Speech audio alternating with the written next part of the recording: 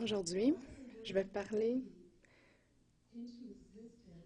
à propos des paroles que nous prononçons qui ont beaucoup de puissance pour notre propre bénéfice, le bénéfice des autres et pour expandre le royaume dans l'atmosphère.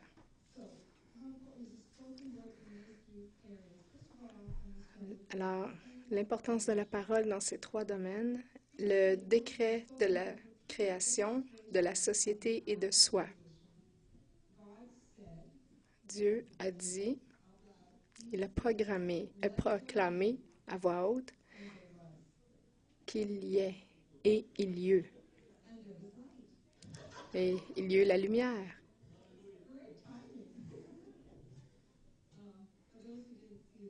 Pour ceux qui n'ont pas vu, il y a une lumière qui s'est allumée dans le coin ici. Donc, la parole a défini notre univers. C'est la proclamation de la parole de Dieu qui l'a dite.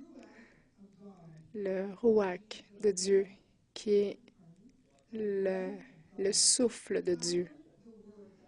C'est lui qui a le souffle de Dieu qui a donné la puissance à la parole. Il a dit qu'il soit et il y eut. Dans Hébreux 11, verset 3, on dit « C'est par la foi que nous comprenons que le monde a été formé par la parole de Dieu, de sorte que ce qu'on voit ne provient pas de ce qui est visible. »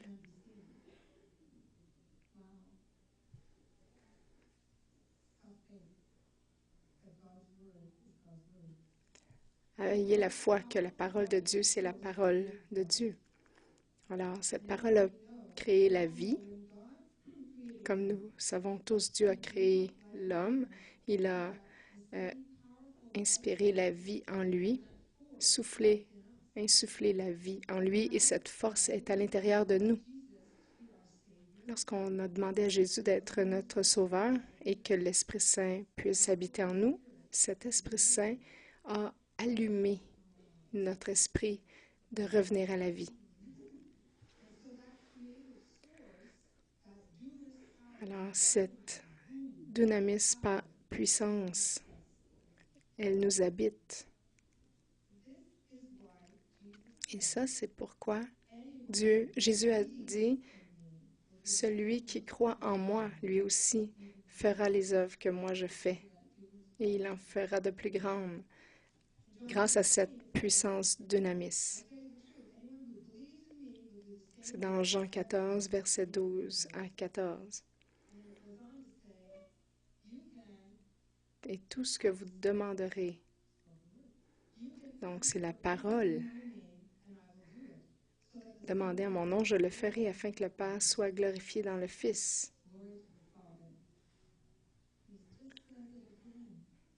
Et il le dit encore. Oui, si vous le demandez quelque chose en mon nom, je le ferai.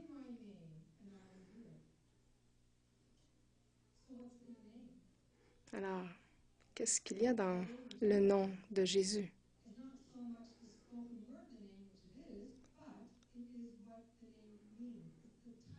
C'est ce que son nom veut dire, son titre. Quel titre a-t-il? Jésus, Seigneur des Seigneurs, le Roi des Rois. On peut continuer comme ça longtemps. C'est ça la puissance qui est à l'arrière et qui soutient la parole. Le deuxième domaine, c'est le décret de la société.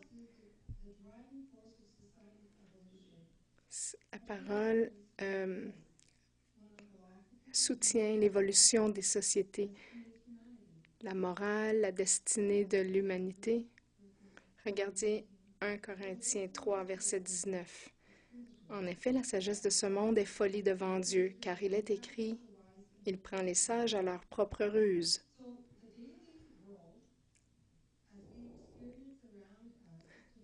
Alors, notre quotidien est défini par les interactions humaines et il y a une partie qui est créée par les médias sociaux aussi. Je vous explique. La journée d'une personne peut être merveilleuse ou complètement défaite selon ce qu'on peut dire.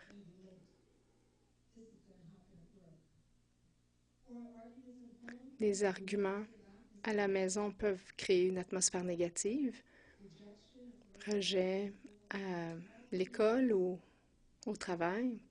Tout ça, ça crée une certaine atmosphère. La propagande et les médias sociaux aussi, parce qu'ils influencent les idées vers la droite ou la gauche. Ça a tellement changé dans les médias sociaux que depuis quelques décennies, on voit, dans la dernière décennie, c'est devenu même les parents de certains enfants.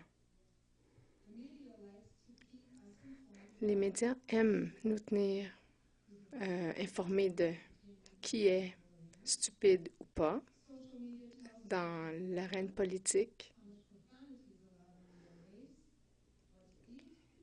quoi manger ou pas manger. Et ça peut changer d'un mois à l'autre. On sait tous cela.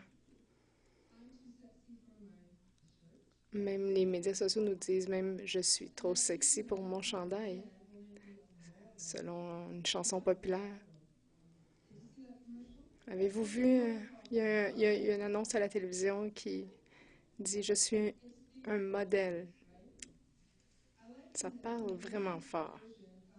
J'aime bien la version de 1 Corinthiens 19 dans le message.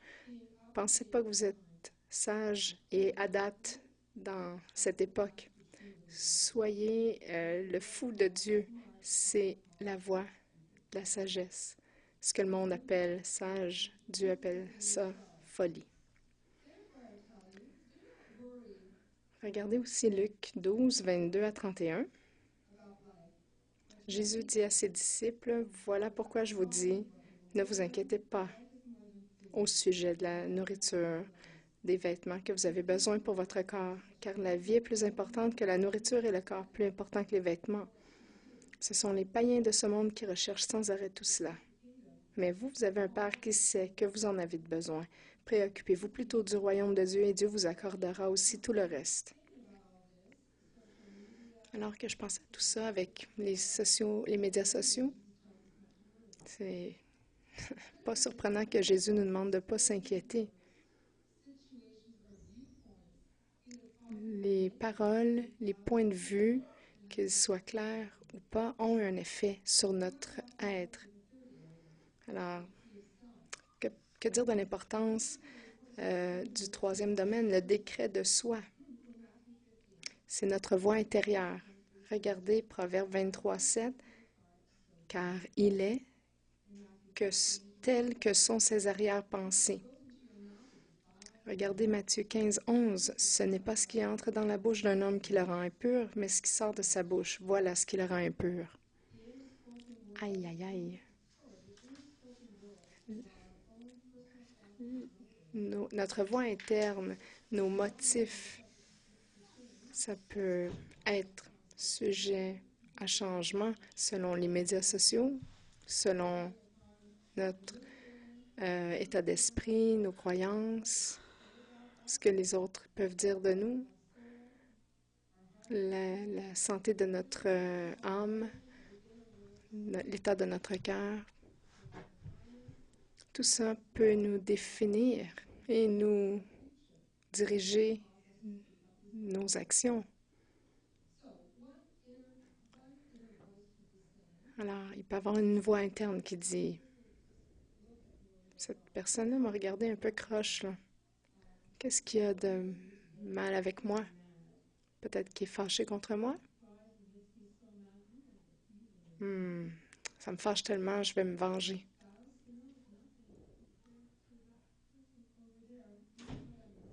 Mon époux est pas comparable à la personne que je vois ici. Est-ce que je devrais me divorcer? Ou je ne fais jamais la bonne chose? Ou je suis trop maigre, trop grosse? Est-ce que je devrais aimer ça? Est-ce que j'aime ça? Oui, j'aime ça. Ah, cette personne-là dit qu'on ne devrait pas aimer ça. Ah, moi aussi, j'aime pas ça d'abord. C'est, on est bombardé par notre voix interne. C'est probablement pour ça que l'apôtre Paul nous insiste pour que nous revêtions l'armure de Dieu. Dans Éphésiens 6, verset 13, prenez donc toutes les armes de Dieu afin que vous puissiez résister dans le jour mauvais et après avoir tout mis en œuvre, tenir bon. Oui, tenez bon. Oui, parce que le mal vient. Que ferons-nous avec ça? Vous allez peut-être être capable de résister. Et après avoir fait tout cela, il faut continuer à résister. Nous rappeler qui nous sommes.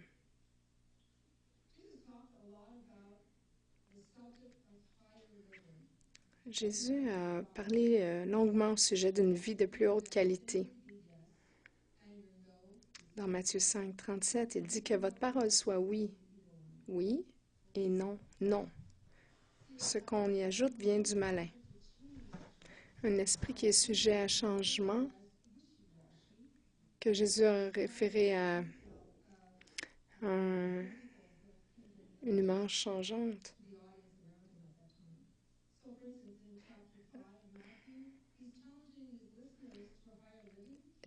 Jésus mettait au défi ses contemporains lorsqu'il a dit, il a clarifié un principe au niveau du meurtre. Il dit, c'est pas seulement tuer quelqu'un physiquement, mais la colère qu'on peut avoir envers quelqu'un ou nos actions ou nos paroles peuvent tuer l'esprit de quelqu'un. Des paroles méchantes, ça peut affecter l'esprit de quelqu'un et les empêcher de remplir la destinée que Dieu a pour eux.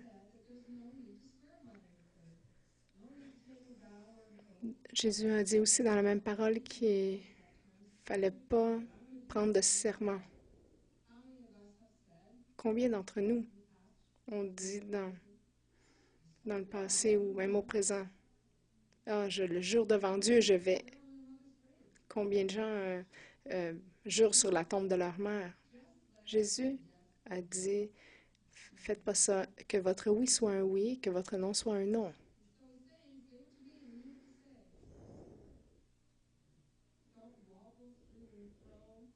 Ne vacillez pas, soyez convaincus de qui vous êtes. La conviction de notre esprit est très importante. Regardez dans Jacques 1, verset 6, mais qu'il la demande avec foi sans douter. Car celui qui doute est semblable au flot de la mer que le vent agite et soulève. Qu'un homme ne pense pas qu'il recevra quelque chose du Seigneur. C'est un homme irrésolu, inconstant dans toutes ses voies.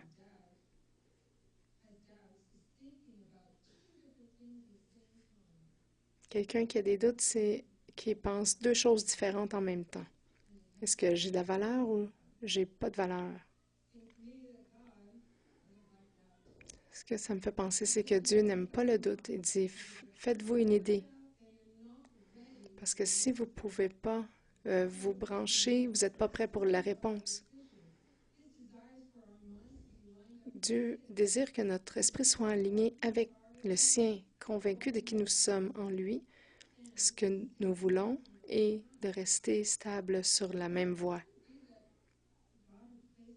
Se pourrait-il que Dieu aurait pas laissé de l'importance sur la parole pour une raison spécifique? Regardez Jésus dans sa lettre à l'Église de Laodicée, dans Apocalypse 3, verset 15. « Tu n'es ni froid ni bouillant.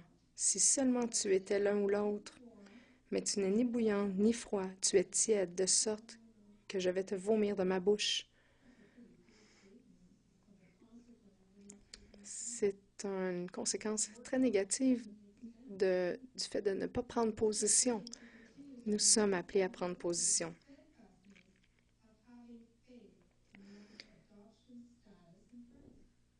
Ayez foi dans le statut d'adoption en Christ. Regardez dans Jacques, chapitre 1, verset 22, le verset du message. Ne vous faites pas des illusions sur vous-même en vous contentant d'écouter la parole de Dieu. Mettez-la réellement en pratique. Car celui qui écoute la parole sans la mettre en pratique ressemble à un homme qui se regarde dans un miroir et se voit tel qu'il est. Après s'être regardé, il s'en va et oublie aussitôt comment il est. En d'autres mots, ne soyez pas assez fou pour oublier qui vous êtes et laissez tomber votre héritage. Dans le même verset, dans une autre version, un homme qui regarde dans le miroir et qui oublie aussitôt quelle manière il était. Alors la manière, c'était une approche, une conduite. La qualité d'une personne, c'est une classe. Dans quel état de classe sommes-nous en tant qu'enfants de Dieu? Si nous professons que nous sommes chrétiens, que l'Esprit Saint est en nous, nous sommes des gens de qualité, la haute classe.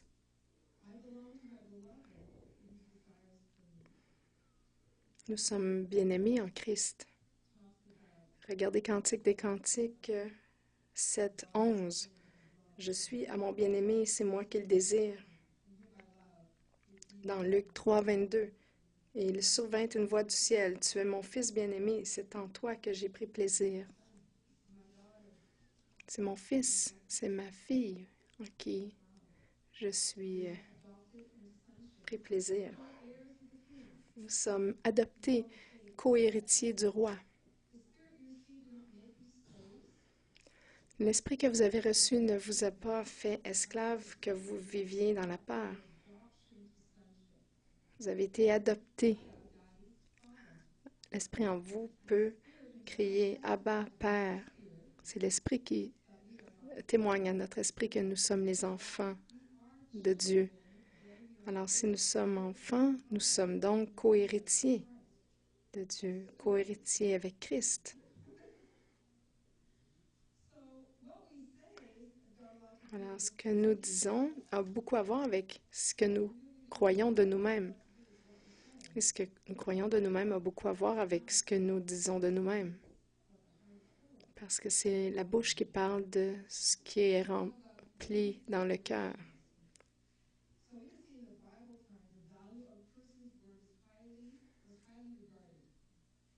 Nous pouvons voir dans les temps bibliques la valeur d'une personne était très estimée.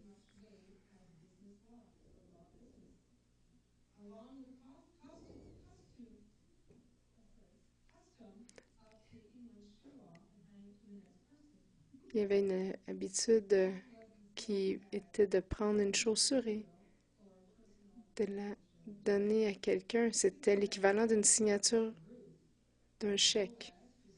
Regardez dans le livre de Ruth, chapitre 4, verset 11. Les anciens et tous ceux qui étaient présents répondirent « Oui, nous en sommes témoins. »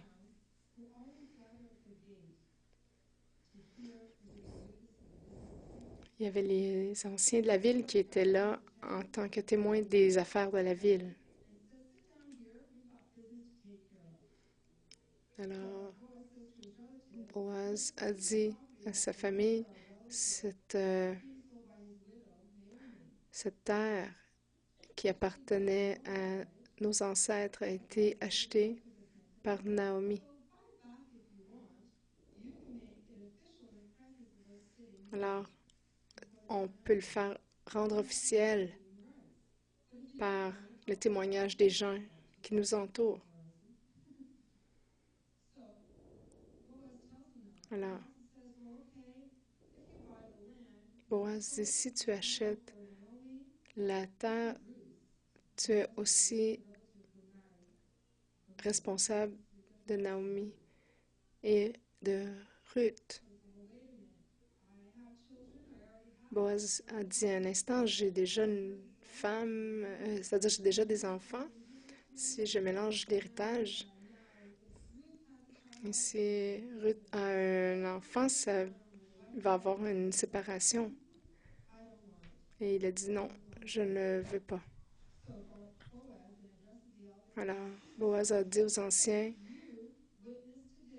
alors aujourd'hui, vous êtes témoins que j'achète de Naomi tout ce qui appartient à son mari et ses enfants. Et alors, ce qu'il dit, c'est qu'il va la marier. Ce que je voulais vous souligner, c'est que c'était une parole qui a été dite, proclamée, et c'était suffisant avec le témoignage des gens qui étaient présents.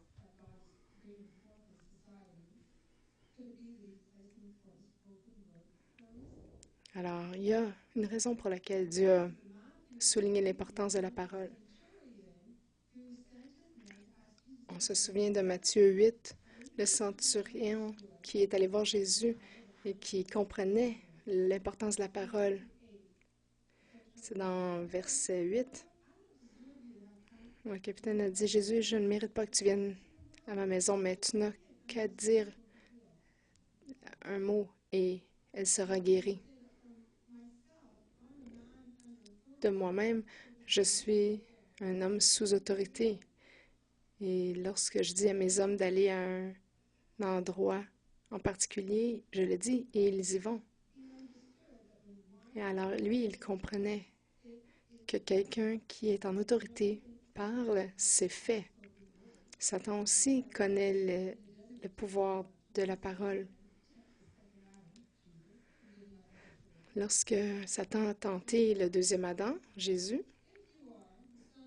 dans Matthieu 4, verset 3, Satan dit à Jésus, si tu es le Fils de Dieu, dis, ordonne à ces pierres de se changer en pain.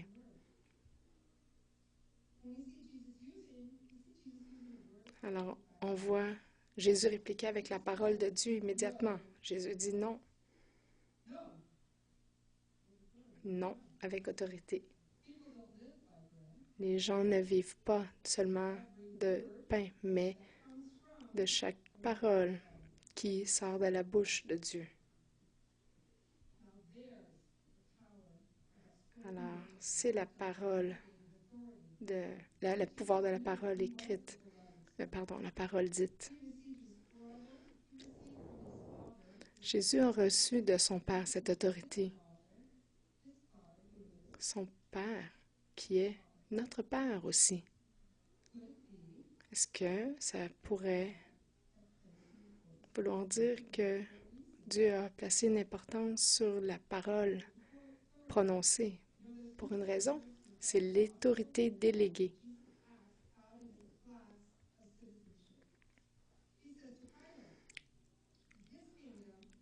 Jésus a dit à Pilate que son citoyenneté était pas de ce monde, mais était de nature céleste où il y avait un gouvernement différent. Et c'était de ces règles que Jésus a déclaré son autorité. On a dit de lui que même les vents lui obéissent après que Jésus a ordonné à la tempête de se calmer. Les démons sont chassés, les gens sont ressuscités, les aveugles voient. Beaucoup de miracles sont arrivés grâce à la parole prononcée. Et Jésus nous a donné cette même autorité déléguée.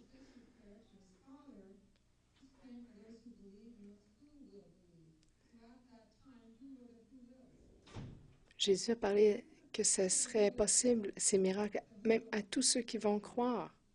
Qui sont ces gens? Ce sont nous.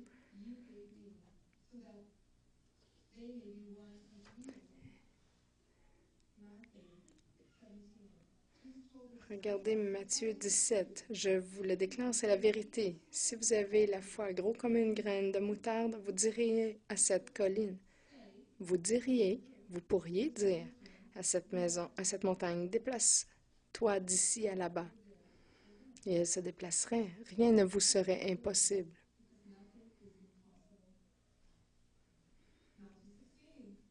Matthieu 16, verset 19. Je te donnerai les clés du royaume des cieux. On a les clés du royaume, on a juste à les sortir de notre poche et les utiliser. Tout ce que vous emprisonnerez, Dieu va emprisonner. Tout ce que vous libérerez, Dieu va le libérer. Ce que vous allez délier sera délié dans les cieux. Matthieu 10, ça dit, alors que vous allez proclamer ce message, le royaume des cieux est venu. Le règne du royaume est ici. Guérissez les malades, chassez les démons. Vous avez reçu gratuitement, donnez gratuitement. Go, allez.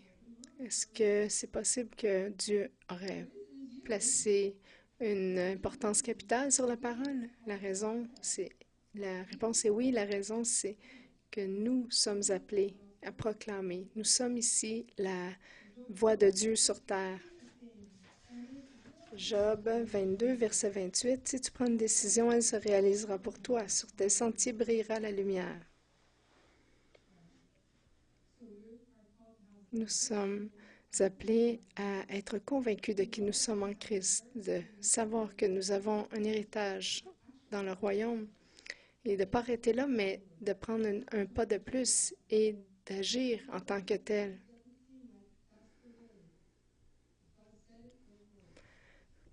Si Dieu l'a dit, faisons-le. Nous sommes appelés à changer l'atmosphère autour de nous, de déclarer les règles du royaume d'un royaume à l'autre, d'amener le règne du royaume que l'Esprit a placé en nous afin de prendre possession sur les œuvres de l'ennemi. Qu'est-ce qu'un décret? C'est pas seulement une annonce d'une pensée, de quelque chose qu'on souhaite. C'est pas juste des affirmations positives. C'est une déclaration basée sur des vérités bibliques remplies de le but de Dieu, rempli de l'amour de Dieu pour nous et pour le monde autour de nous. Et c'est quoi l'utilité de déclarer un décret? Ça renouvelle notre esprit, ça crée une atmosphère de la volonté de Dieu sur terre. Et c'est soutenu par l'autorité d'une cour. C'est pas une cour comme on en connaît sur terre, c'est la cour suprême de Dieu. Ces décrets basés sur la parole de Dieu ne peuvent pas être opposés par l'ennemi. Et ce décret est imposé sur l'ennemi avec comme base l'autorité de Jésus.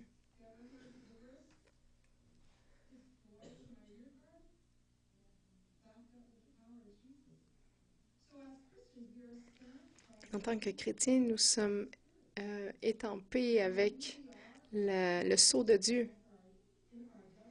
Nous sommes établis dans notre autorité déléguée et agir là-dessus, ça bâtit une fondation pour la parole que nous disons.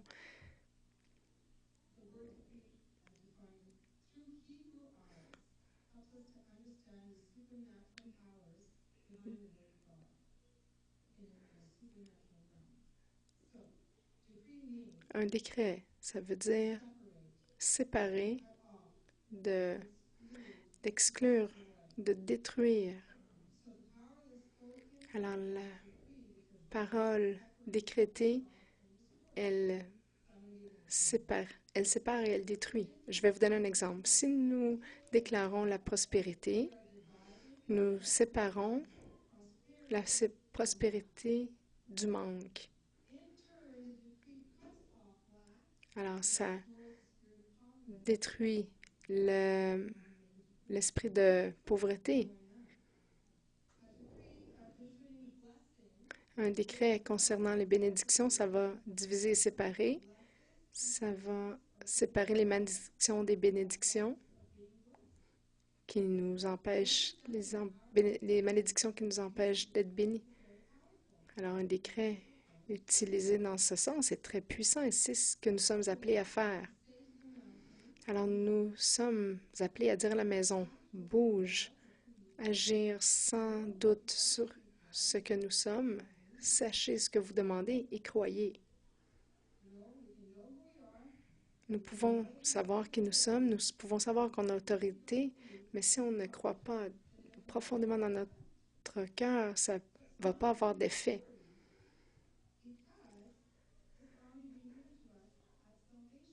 Mais cette autorité nous a été donnée au salut.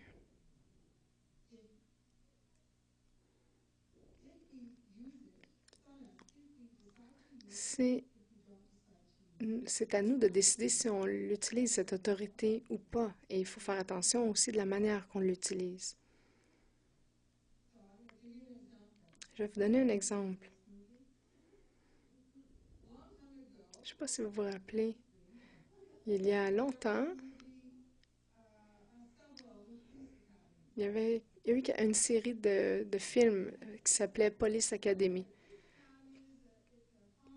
C'était une comédie, un groupe de jeunes qui apprenaient à être policiers. L'instruction et comment agir en tant que policier. Alors, je ne sais pas si vous vous rappelez de cette femme qui était dans Police Academy, qui était quand même une femme assez grasse, mais qui parlait avec une petite voix très aiguë.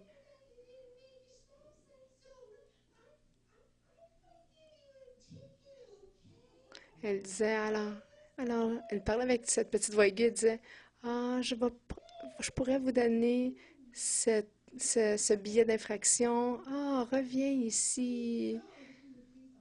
Alors, elle savait qu'elle était une officier de police.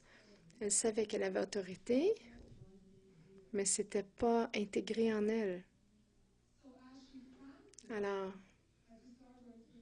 Alors qu'elle pratiquait, c'était quand même drôle.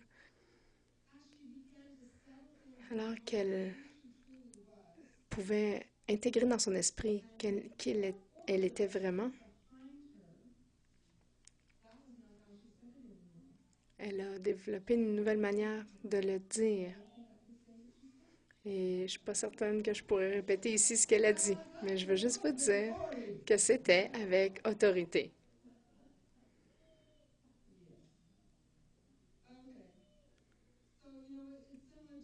Alors, vous savez, c'est comme dans ce dessin animé où on voit un petit bébé lion qui a un loup et euh, le petit lion rugit. Le loup n'est pas effrayé, mais il est effrayé de la mère qui se tient derrière le petit lion. Alors, qu'est-ce qu'on a le droit de décréter? Regardez Ésaïe 55, verset 9. Autant les cieux sont élevés au-dessus de la terre, autant mes voix sont élevées au-dessus de vos voix et mes pensées au-dessus de vos pensées. Ainsi en est-il de ma parole qui sort de ma bouche. Elle ne retourne pas à moi sans effet, sans avoir exécuté ma volonté et accompli avec succès ce pourquoi je l'ai envoyée.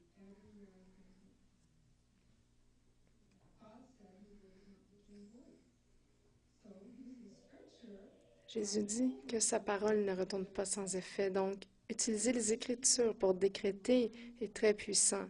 On ne parle pas de nos propres motifs ou de choses qui viennent de notre esprit à nous. On proclame sa parole sur ce royaume terrestre et dans le royaume spirituel et dans les cieux. Ta volonté soit faite sur la terre comme elle est au ciel. Alors, décréter la parole de Dieu, c'est sécuritaire. Et on peut être certain qu'on est aligné avec la volonté de Dieu.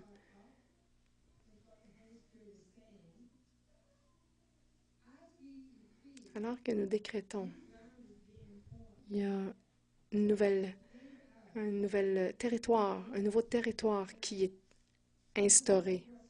Alors que nous avançons, nous allons marcher dedans. Et c'est exactement comme la pratique de l'agriculture. On plante la graine, elle va dans la terre, elle produit après avoir grandi et on peut récolter par la suite. Regardez dans Luc 8, versets 5 et 11. Il en parlait une parabole sur l'agriculture. Un homme s'en alla dans son champ pour semer du grain, tandis qu'il lançait la semence. Et voilà, Jésus a dit, voici ce que signifie cette parabole. La semence, c'est la parole de Dieu. Lorsqu'on parle des décrets, on infuse la semence de Dieu, sa parole, l'Esprit de Dieu à l'intérieur de nous. Alors que nous avons son souffle en nous. Tout comme l'agriculture. Une semence est plantée, un décret est lancé et ça fait une transformation sur le monde autour. La semence peut être arrosée. Alors, on a besoin d'un temps quotidien d'intimité avec le Père. La parole, la semence doit être nourrie. Elle doit être fertilisée constamment avec la foi que Dieu est un Dieu de parole. Dans Ecclésiaste 3, verset 1, ça dit, « Il y a un moment pour tout, un temps pour chaque chose sous le ciel. » Alors, notre semence a besoin de temps pour maturer, pour s'affermir sur la promesse de la parole. Elle a besoin de patience. C'est pas facile à entendre lorsqu'on a une parole et on voit les années s'écouler. C'est important de tenir ferme dans la foi, dans l'attente. Jésus dit, continuez à frapper, continuez à demander. Il ne permettra pas que notre semence soit perdue.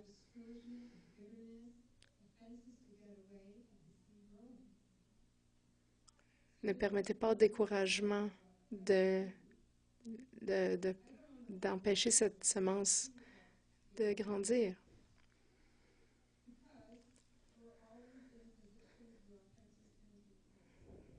On est souvent en position où il y a des offenses qui peuvent nous attaquer, mais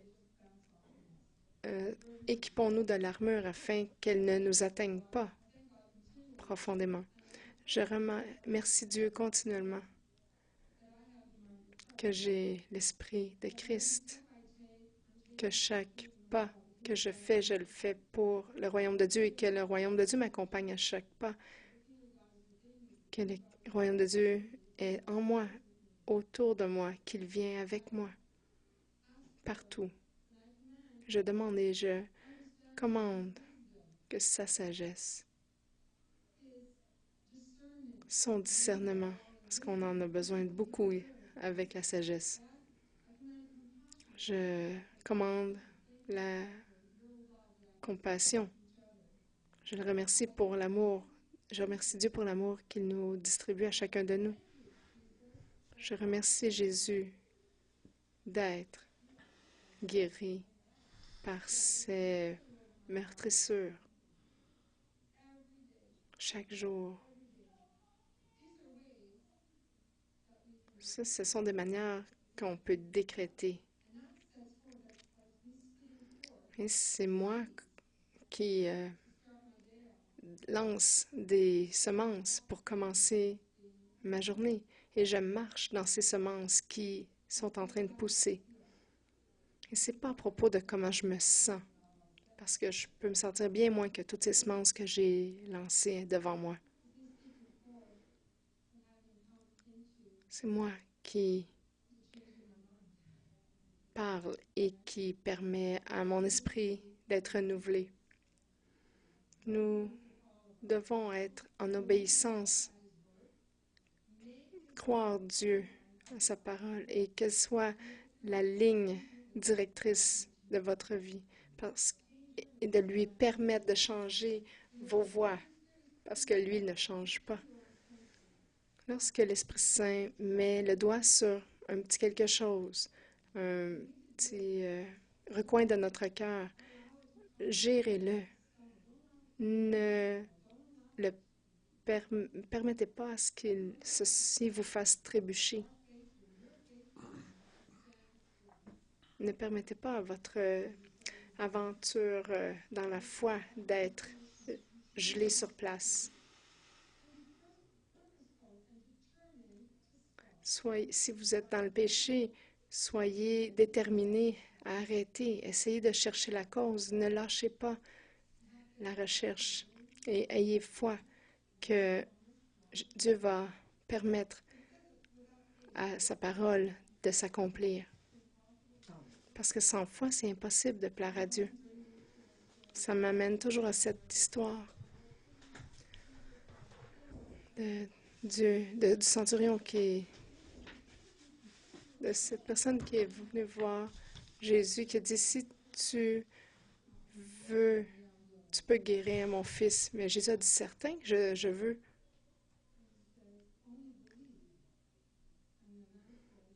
Jésus a dit, crois seulement.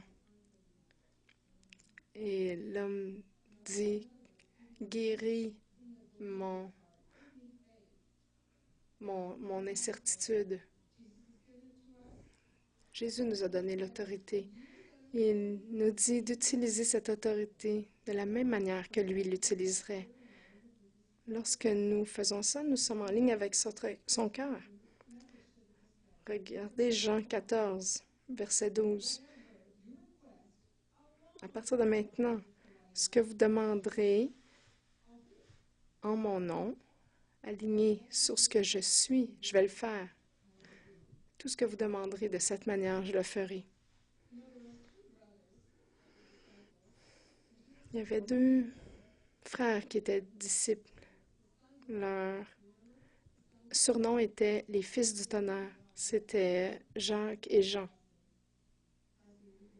Alors, ils ont appris cette leçon alors que nous lisons Luc 9, 52. Il envoya devant lui des messagers. Ils se mirent en route et entrèrent dans un village de Samaritains afin de faire des préparatifs pour lui. Mais on ne le reçut pas parce qu'il se dirigeait vers Jérusalem. À cette vue, les disciples Jacques et Jean dirent, « Seigneur, veux-tu que nous disions au feu de descendre du ciel et de les consumer? » Est-ce que ça vous arrive de vous sentir comme ça parfois? Mais ce n'était pas la réponse de Jésus. Il s'est tourné et les reprit sévèrement. Et ils allèrent dans un autre village.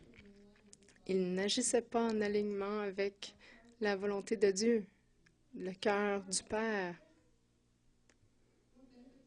Alors, quels sont les bénéfices, les avantages de déclarer des décrets? Ça amène le caractère de Dieu. Nous commençons à voir les choses différemment. Nous agissons différemment. Notre âme et notre esprit entend et agit en conséquence. Nos émotions et les manières de penser commencent à être attentifs au règne de votre esprit et pas à d'autres influences.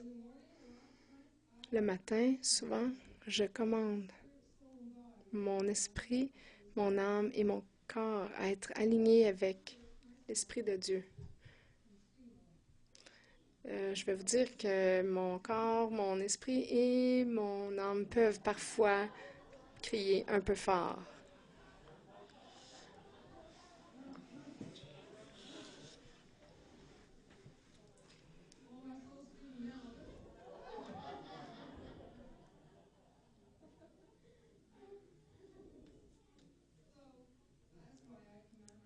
Alors, je commande à mon être entier d'être en ligne avec l'Esprit Saint. Dans Romains 12, verset 2, « Ne vous conformez pas aux habitudes de ce monde, mais laissez Dieu vous transformer, vous donner une intelligence nouvelle. qu'il vous transforme en une personne nouvelle. Parce que lorsque nous changeons comment nous pensons, nous apprenons à comprendre quelle est la volonté de Dieu, ce qui lui plaît et ce qui est parfait. Alors on peut avoir une vie abondante, en plénitude,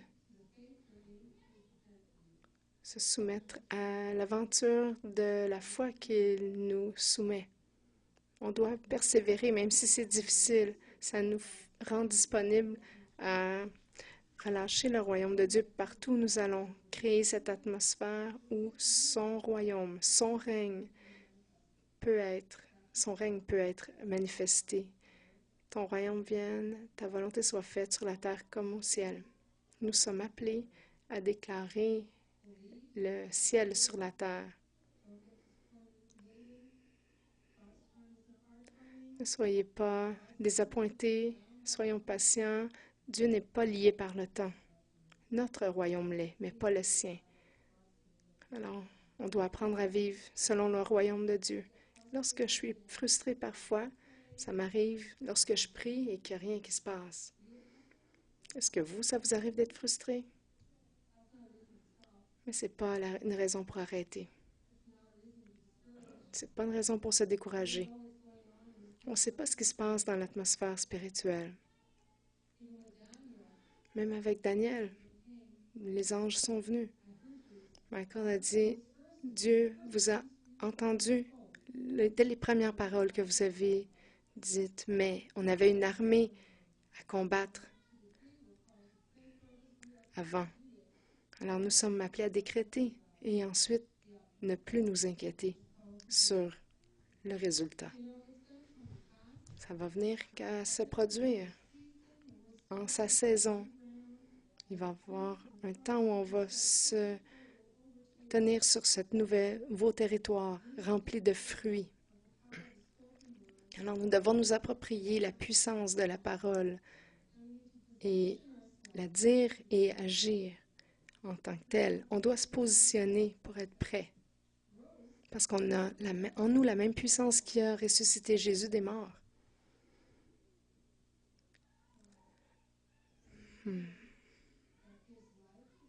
Cette même puissance qui donne vie aux morts et qui met à l'existence des choses qui ne sont pas. Alors, êtes-vous intéressé à proclamer un décret? Alors, je vous passe un feuillet. Nous allons tous nous lever et décréter ce décret ensemble.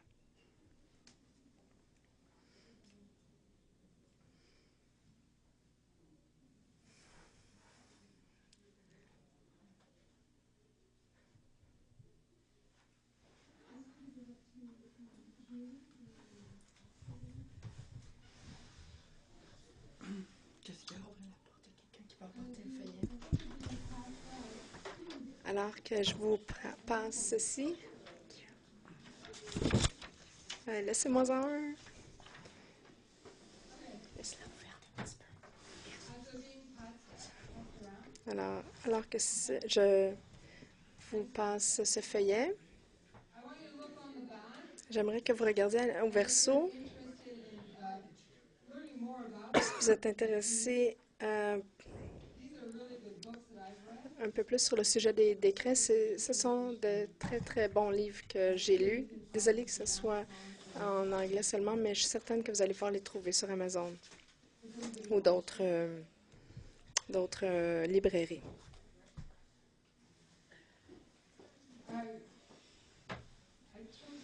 Alors, j'ai choisi ceci.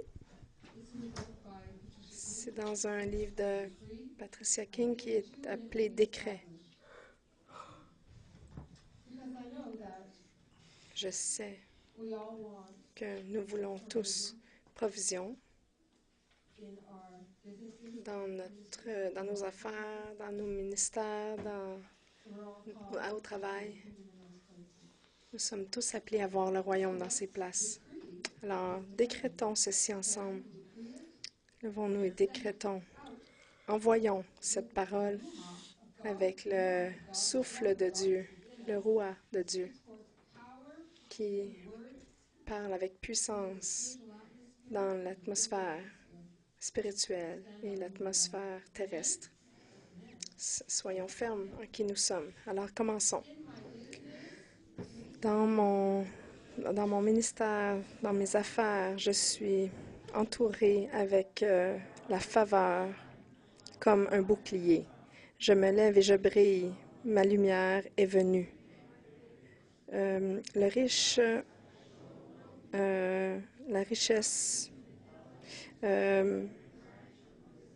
est ma faveur. En Christ, je montre aucune défection, mais je fonctionne dans l'intelligence, avec intelligence dans chaque sphère de sagesse. Je suis recouvert avec la compréhension et la connaissance du discernement. Le Seigneur me donne la connaissance et me fait grandir en sagesse, en stature et en faveur avec Dieu et les hommes. Dans mes affaires, dans mon ministère, au travail, je suis la tête et non la queue. Je suis au-dessus et non en dessous. Le Seigneur ordonne la bénédiction sur mes affaires, mon ministère et mon travail, et dans chaque projet qu'il place en mes mains afin de prospérer. Il établit mes affaires, mon ministère et mon travail en tant que saint en lui. Mes affaires, dans mes affaires, dans mon ministère et au travail, je